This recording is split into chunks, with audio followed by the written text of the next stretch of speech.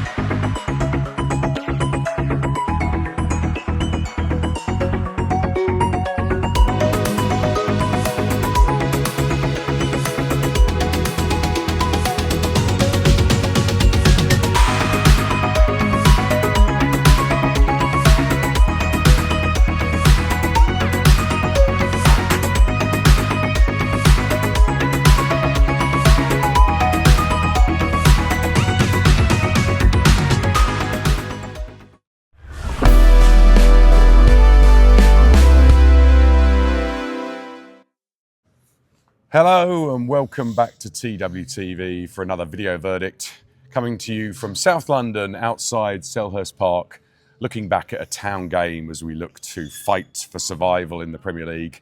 And I'm joined by Kallum, Brisset and Phil Ham from TWTD. Welcome guys. Hello. Thank you. And we're here to give you some hopefully immediate, independent and compelling views of a town game. And unfortunately Ipswich Town have lost 1-0 away at Crystal Palace in a tight game. And I'll turn to you, Kallum, to get some views from yourself about the key moments. I guess, you know, building up to the game, a lot of disappointment in the town fan base after Old Trafford. You know, we had an excellent chance to get a, historic win up there when they reduced to 10 men in the second half. Lots of injuries in the camp, but injuries in the Crystal Palace camp as well. Crystal Palace, an informed side, but their home form hasn't been as strong as their away form. Do you want to take us through how you saw the game and, what were the key moments for you, please? Yeah, I think the bottom line is it's 7 defeats in 8 now, which isn't great to be talking about, obviously. It just feels like it's a familiar story. It was another tight game. There was very little in it. I feel like I'm going to echo the words of some of the players and the manager at this stage, but we're just falling on the wrong side of it. Not even more often than not, it seems to be every time at the moment that those margins are just tipping against us, and I think that's pretty much sums up the level that it is. Chances at one end that we don't take, and then it falls to Sarr, who produces a nice finish, and that proves to be the difference on a day where ultimately neither side probably deserved to win the game, I think. Yeah, I mean, it was again the wrong side of close margins. I remember noting down that in that first 15 minutes, we'd had 3 really strong moments inside their box, but we hadn't really carved out a really strong shot or a chance, and as you said, it was an excellent finish from Sarr, and that was the difference, wasn't it? It had a bit more quality up front. Let's turn to you, Phil. What did you put in your match report? And you echo. Did you see it as tight as that? Did Town deserve to lose today, or was a draw a fair result? Talk us through your views, please. I think the game at Portman Road was tight. This was probably close, but not quite so tight, because I think both teams had chances, and it was quite open at times, wasn't it? There wasn't an awful lot in it again, and as we say the same things week after week, and I think Kieran is saying the same things week after week in his post-match press conferences at the moment, because the narrative tends to be the same. I mean, you can go back quite a long way. Nottingham Forest in the league was 1-0 in a not dissimilar manner, wasn't it? Palace at Portman Road was not dissimilar. And I think the kind of the microcosm of the game was when we created probably our best chance of the match, when Leif Davis looped across over to the far post to an unmarked Ben Johnson. He headed it over, and then they got which really probably was only a half chance, really, wasn't it? When the ball kind of ricocheted to Sarr, because it wasn't a neatly worked move, and he used his pace and quality, and then chipped it over Alex Palmer to sort of take that opportunity. I think both sides had opportunities before that. I think they can probably point to the one that Daniel Munoz spurned when Leif Davis made an error. But I think if you go back and also there was the chance right early on, wasn't there? In the sort of second minute, wasn't it? And Ketia was through 1-on-1, which was a great chance. Which was so a great chance. A bit of luck on our side there. Yeah, but also good goalkeeping as well. I think. Yeah. But also there was not long after Jayden Philogene. I think it was across from Leif Davis, wasn't it? That I think if he had a bit more conviction with his attempt at goal, I think possibly Liam Delap may have got in his way a little bit, or perhaps even just sort of psychologically. You know what I mean? It sometimes kind of puts someone off. He had that opportunity, and then of course he had an opportunity in the second half from a Liam Delap knockdown. I think it was Sarr knocked it off the line ultimately, wasn't it? And it hit Henderson. So you go through all these kind of opportunities not taken by either team, but ultimately one was taken, and inevitably it was Crystal Palace rather than Town, which, as we have said, has been the story of the season, really. And I think we've said before that we will probably, if we go down, which it is increasingly looking like we will do, we can look back at games. You go back to the Fulham game right at the beginning. Exactly. There's so many games you look at where we should have taken a point, or we should have taken 3 points. And that's kind of, we're competing, and we're matching teams, and Kieran McKenna's assessment was that it was an even game in terms of chances, but we're not getting results over the line. But back to you, Kallum. I think it was a great build up to the game. Beautiful spring day today. The sun was out. Yep. We were warm outside a football ground for the first time on Video Verdict for some time, and all the Town fans were up at Borough Market. Every pub at Borough Market was full of Blues. Great atmosphere, and chatting to lots of Blues. I think there was some real belief. And I think a bit like the Wolves away game and the Fulham away game, we came out and looked, we were competitive, weren't we? Yeah. We looked like we were on a par with them. There was some nice play. I thought Phillips and Kajus really came in well. So we were on that kind of par, weren't we? Were you feeling a bit of confidence in the way that we were playing? Or talk us through a little bit more about your feelings about the game, please. There was some confidence in what we were doing, but I don't think, while we had the chances, it never felt like we were in a position where we were going to create something clear cut in that sense. And I think the one time that we did was, I thought Leif Davis was much better. Yes, I'm going to point Leif Davis out at this point for his attacking performance, because we know attacking is where Leif Davis is best suited to and has his strongest, and we haven't really seen much of that this season. But I thought today he was bombing down the left hand side. He was linking up well. It was his cutback that you mentioned for the Philogene chance. It was his excellent cross for the Ben Johnson chance that I think when you look back on it he's not only missed it, but he's got it quite far over with that header. Bit of vertigo being that far up the pitch, perhaps, and being that close to the keeper. Yeah. And importantly, that was 2 minutes before the winning goal. That's what it comes down to. If that flips the other way and we go 1-0 up, we may well win the game. Yeah, but how often are we going to be having this conversation? It's not the first time we've said this season.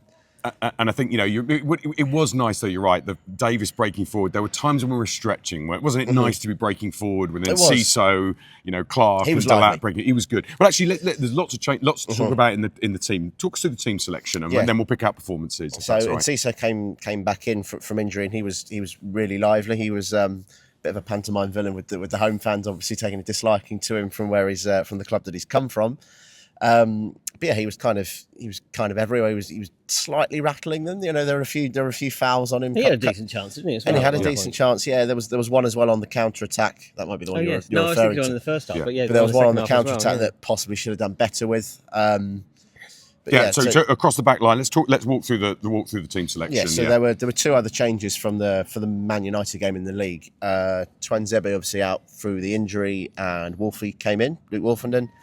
His 200th start for the club on the very same ground that he made his first. Nearly 8 years ago. And the other change was in midfield. Phillips. Calvin Phillips came back in for Sam Mawson. I thought, like you mentioned, Phillips and Kajus were very good in the middle of the park. I thought Kajus was my pick of the 11. I thought, although there were quite a few contenders, to be fair. Alex Palmer, I thought, another excellent game. Obviously beaten for the goal, but made a couple of I wonder if those fine margins we've talked about, whether if he'd been brought in a bit earlier than he was, we might have been on the right side of some of those. He has made a huge difference. He has. Phil, over to you. Let's talk about the formation, because surprisingly, I didn't expect us to go for the sort of 4-2-3-1. I thought Johnson would start. Yeah, I thought Johnson would start. We'd have Wolfie in the middle, and it'd be a 5. But we went attacking, and I thought it was working really well. I don't think Palace were completely on their game, Phil. But yeah, talk us through that. I thought Wolfenden was kind of almost like a midfielder at times. He was controlling it. And because Cajuste and Phillips were doing so well, it was working very well, that relationship between Wolfenden and those two, if that makes sense.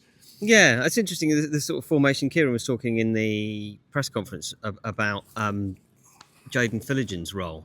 An Italian reporter, I think was from the Gazzetta dello Sport or something like that. I looked on the list. And he was sort of saying about the role that Philogen played, where he was a winger a lot of the time, but was getting back to be the fifth defender. Phil, I wrote down during the game, he was a full fullback for many times. I suddenly looked and he sort of thought he was a full fullback for many moments in that first half. So I think that's something that perhaps we weren't anticipating from him when he signed as being able to play that role. But Kieran sort of talking about him afterwards and saying that they think that he can play that role, because obviously we've lost Wes Burns and Chio Ogbene, who were the players who were primarily to play that role on the right hand side. But he's got the running and he's got the discipline to play that role, he thinks, whilst also being able to kind of be a danger as a winger while playing that role. So that's quite an interesting sort of development. Perhaps we'll see over the next little while. And I think we're kind of increasingly seeing Phillips and Cajuste playing as the central midfield too, although how much Morsey being left on the sidelines was to do with playing 120 minutes on Monday. Similarly with Ben Johnson, that might be also been another reason, because I think he was another to play 120 minutes the other night, wasn't he? So I think kind of in terms of the team, it's got a nice balance to it, I thought, really. I think he's starting to look a good team. I think, Kallum, to you, I think Philogene is getting a little bit of negativity from the away end at times, and I think that's been building in the recent games. But I think he's... Obviously, he didn't have standout moments breaking forward, which is what people want to see. But I thought he did a lot of work today, and I thought it wasn't a bad performance. No, I didn't think it was. There wasn't, like you said, there wasn't a lot going forward. I was more impressed with his defensive kind of work rate. There was one chance, I think it might have been the Enciso one in the first half, where he forced a strong save, and that was Philogene running between the lines back to win the ball back off, I think, Eze, who was doing a little bit of showboating at the time. And yeah, it was he was the one who was creating the chance. There were a couple of times where he was kind of doing the hard yards going back, and we talk about that role with the back four. I think it was a 4, but when it goes into a 3 and a 5, he's almost a wing back. Almost, it felt at times. And actually, what you're seeing is training ground working out, because he was a better when he came deeper to support. When we went sort of into a 5, you could see he's got better. He's improving Philogene in that role. I thought. Let's talk about some other performances as well. I thought Greaves was on a right tightrope. He got the early yellow, and there was a couple of moments where I was thinking, you're going to go off here. Yeah. How do you think he played? Shaky, but mainly because of the fouls. In terms of winning balls in the air, I thought was okay. I thought that defensively we were quite good in the air against a side that do like winning aerial battles. So I thought in that sense that was obviously strong. A lot of that's to do with Mateta up front, who obviously was unavailable for this game with a different profile centre forward playing. So I think you have to take that into account. But I think aerially we were okay. Jacob Greaves, that one chance, there were whispers that it might have been stronger than a yellow, possibly. I don't think it was a foul. I don't think that the guy going to ground had anything to do with Jacob Greaves' contact with him. I think he just threw himself to the ground. It was another one of those ones where the officiate, Delap was getting he was almost getting strangled at one point, and it wasn't given as a foul, and then Greaves gets pinned us. Sorry. I was just going to go overall defensively. I thought it was another decent display. Luke Wolfenden came in and performed well. Spoke to him after the game. He wasn't happy about not necessarily the manner of the goal, but the manner of the Town players' own behaviour as a result of the goal. Talk us through, elaborate on that a bit. He felt like the Town squad need to learn a bit more of the dark arts. In his opinion, I disagree for what it's worth, but he felt that had more of the Town players appealed and maybe surrounded the referee in following the goal, he feels it might have swayed the decision that they might have given it as a foul. I didn't think it was a foul. I thought it was a tackle that kind of ricocheted in the wrong place. Unfortunate, but we're talking about those fine margins. We haven't quite picked up the dark arts this season, unlike maybe Palace were at our place, if you remember. I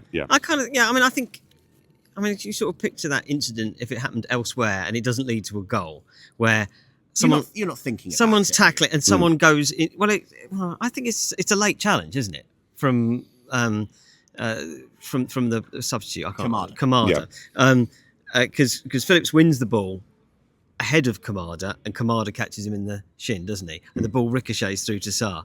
So I think you probably might have a reasonable case for that being a foul, but I think maybe because of the way that it sort of developed, I don't think the referee was probably going to overturn a goal for that. And Wolfie may have a bit of a case if it was Roy Keane and Manchester United surrounding the referee at that point. Then the referee's going to think, oh, hang on, I'm going to be all over Sky TV on Monday. And that was part of it. He did mention that the top teams have that in them. He said the top teams, people moan about the top teams get the decisions. Yeah.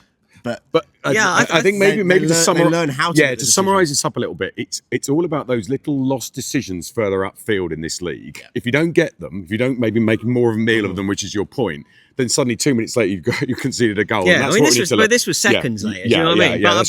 But so I think his point kind of was, and I think he may have a point, and on a number of occasions perhaps this season, that there isn't that.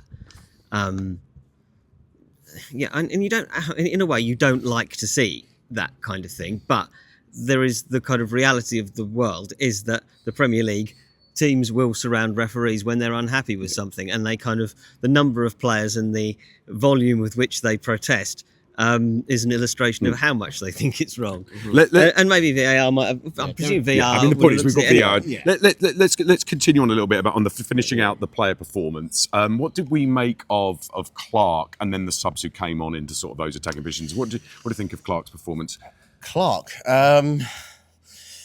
didn't feel like we saw an awful lot from him, to be honest. There's a break in the second half. There was, I think he did have. Yeah, you're right. He did have moments when he was breaking through. He likes to jink into the box, doesn't he? And I think where Clark's struggling a little bit this season is the quality of defence is so good that he gets warded out of where his danger zone is. Yeah. But you're right, he was probably a little bit quiet. There was one time where I thought he was going to cut inside onto his right foot and pull the trigger in a similar way to we've seen so often for Sunderland, and then we saw in the Coventry game in the Cup.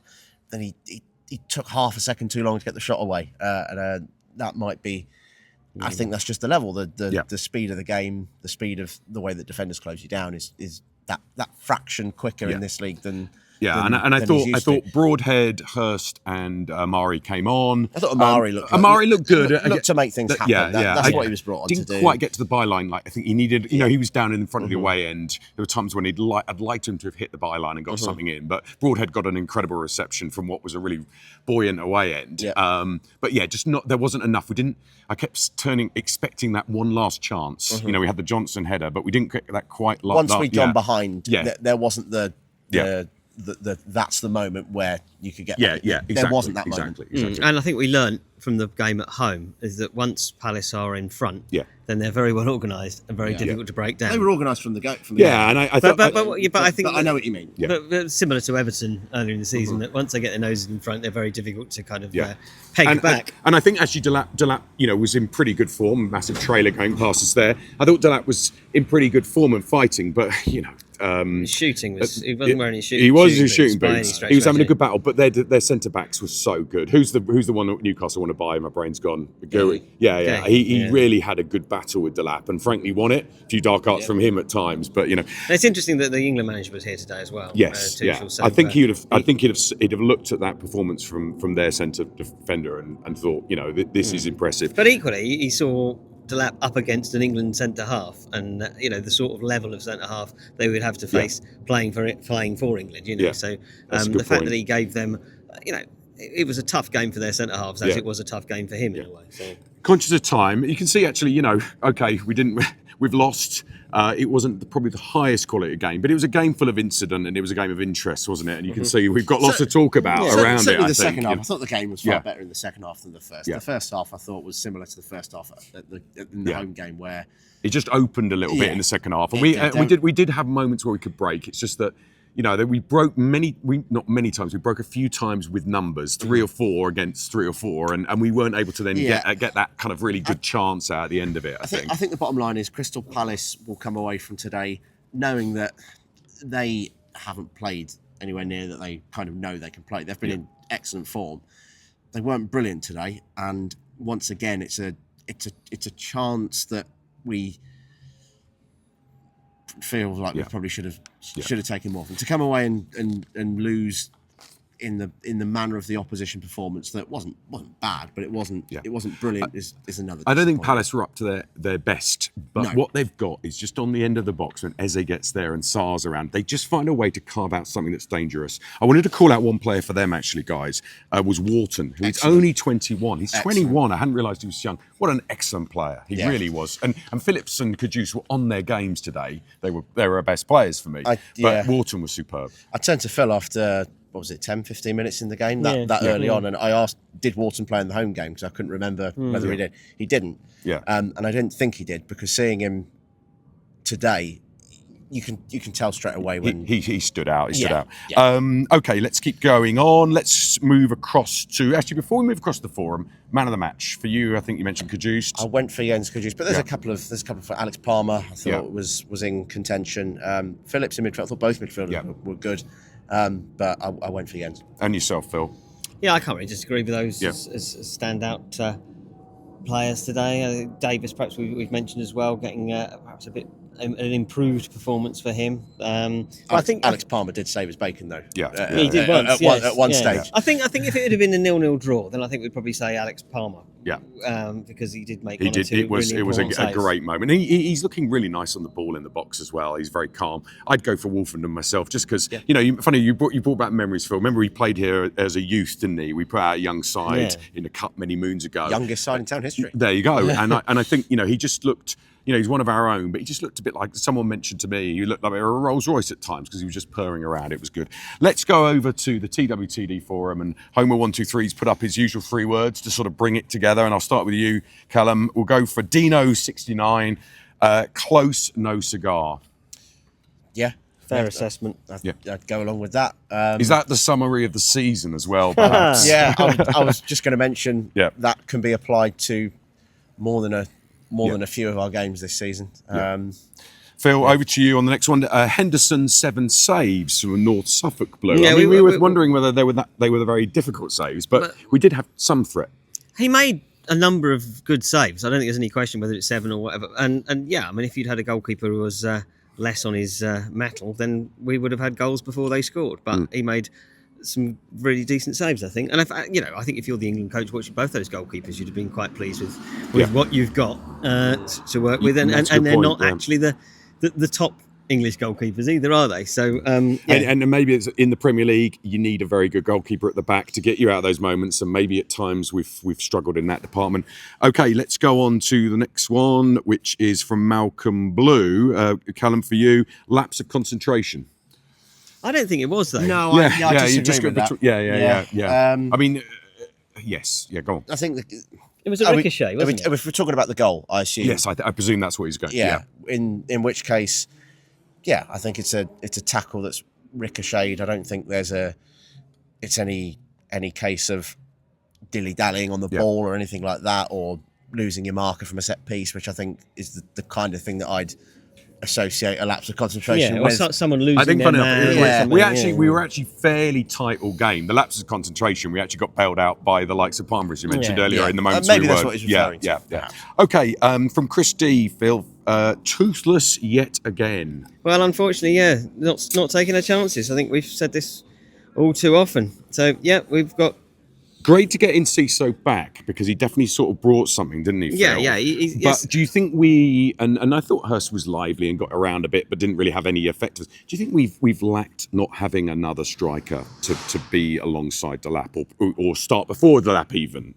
Is that what's the problem being so toothless? Is it ideas around the box? Well, it's a number of people not taking chances to a great degree, I think, and also getting into dangerous positions and not creating opportunities from being in those dangerous positions. And I think that's been something we've done all season. And I think we can probably talk about, Kieran talked in his press conference about that the forward players are quite young players, and that if they were the finished product, they probably wouldn't be at town. Talking about Enciso, Hutchinson, Delap, Philogene, Clark. as well. The list kind of went on, and he has a point. But unfortunately, the job in hand is to stay in the Premier League and score the goals. Actually, let's build on that, Phil and Kallum. Algie's put up transfer budget squandered. Okay, again, but it's a bit maudlin over the forum. By the way, everyone's a little bit down. But actually, that's the point. Is we've bought. I think Clark and Philogene are going to turn into great players for this club, but they aren't great players for the Premier League today. Did we make the wrong transfer choices? I think this is the thing, isn't it? I think you can look back and remember talking and asking Kieran in the summer when we'd made a lot of our transfers, brought a lot of players in. Isn't it? Aren't we limited in the amount of Premier League experience that we've brought in? And I think that's we subsequently then brought in some more, but could we have done with more? Maybe a number 9, as you were saying, who is a tried and trusted number 9 has been a tried and trusted number 9 in the Premier League before.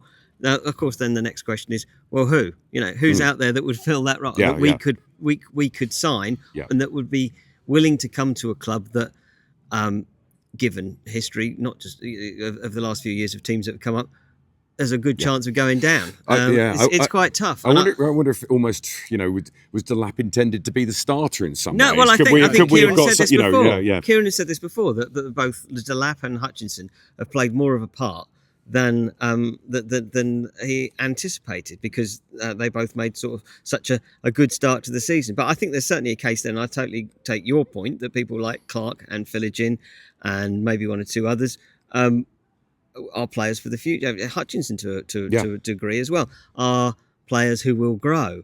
And maybe we need to go back down, grow with them again, bring more quality and go back up again. And on that note, guys, the last one from Blue as Fook. I'm not swearing, it's Fook. Relegation is inevitable.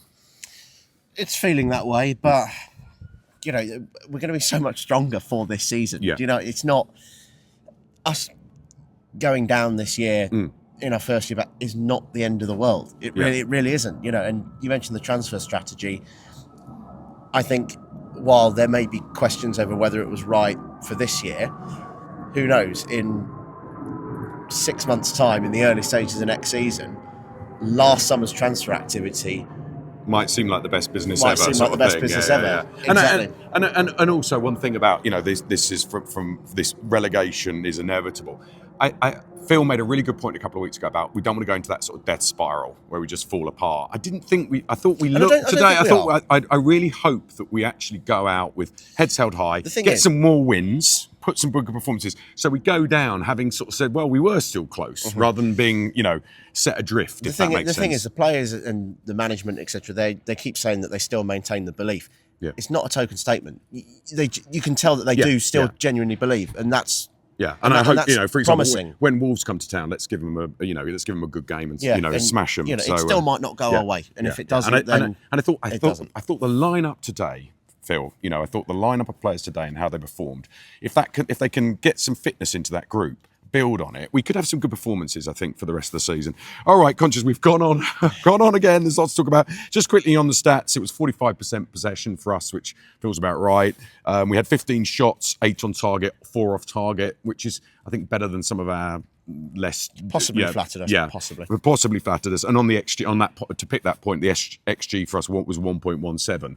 Theirs was 3.42, which flattered them, and was probably clear cut chances. We had 2. We only had 4 corners. Closing out on ground and atmosphere. God, it's old school. This hasn't changed for a long time, this ground. They've not really, it doesn't, like we've seemed to spend a lot of time, Phil, building Portman Road up for Premier League level. It still feels quite tired in there, but it was a great old school ground, and I thought the away end was excellent. How did the atmosphere come across from the away fans in the press box?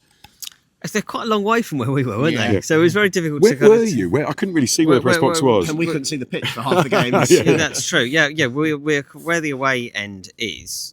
We're kind of over to the left, right?